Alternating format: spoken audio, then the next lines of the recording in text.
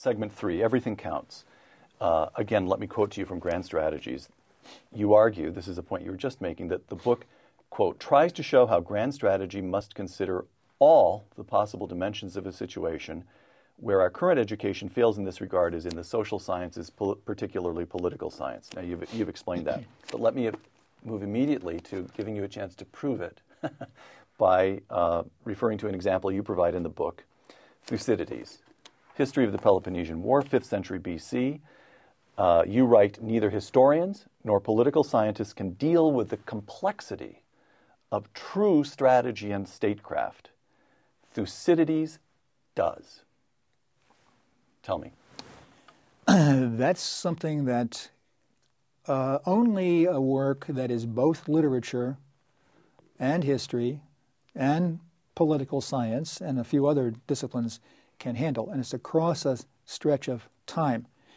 And as you go through it, that's Thucydides' book, you begin to realize that he's moving from one topic to another. And the first almost is rhetoric. So there's the debate at Sparta. How does that debate take place? Who wins the debate?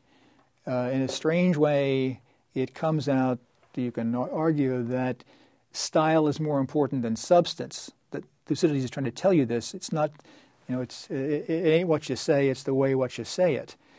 And the Spartan who argues in a Spartan way to the Spartans wins the argument over another Spartan whose argument is very good and probably a better argument, but it just isn't quite Spartan enough in style. And so that's rhetoric. Then you go on. And what's interesting to me about this is that Thucydides, over and over again, you'll hear, oh, the modern media has destroyed everything has to be reduced to as if rhetoric only began to matter 20 years ago. Yeah. And this is 2,500 years ago. Thucydides is paying close attention to it, difference between style and substance even then. Yeah. Then you realize you're now reading in the same book about Pericles. You're now in Athens. And Pericles, who is the great statesman of history, considered to be the greatest orator, the greatest thinker, the greatest strategist, he's telling the Athenian people what they need to do, what his policy is for the coming war. The Spartans are coming, what do we do? And he begins to do things that I think have not been seen by historians, but in the literary sense of this book, you see that maybe he's making a mistake here and there. He says to the Athenian people, come from the countryside into the city because we aren't strong enough to fight the Spartans out on the land, but we'll come in behind the walls, right, and then we'll use the city as a kind of a base for naval attacks down in the Peloponnesus. What he is not realizing is that when he does that, it's a great strategy. It sounds terrific. But when the people get inside the walls of Athens and they look out over the walls and they see the Spartans ravaging over the countryside and burning their villas and their crops and their animals, they can't take it. And they start to turn on Pericles.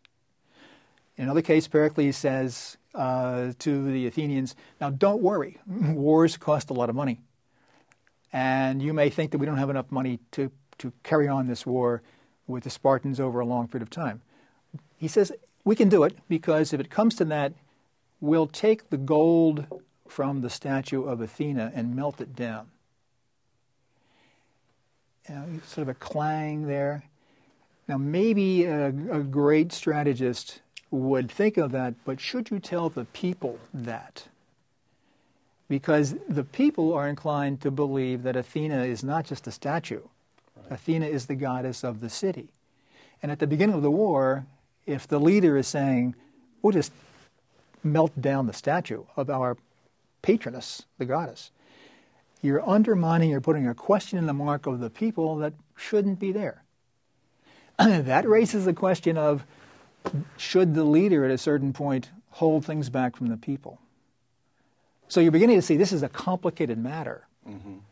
And Thucydides he doesn't explain it to you. He shows it to you.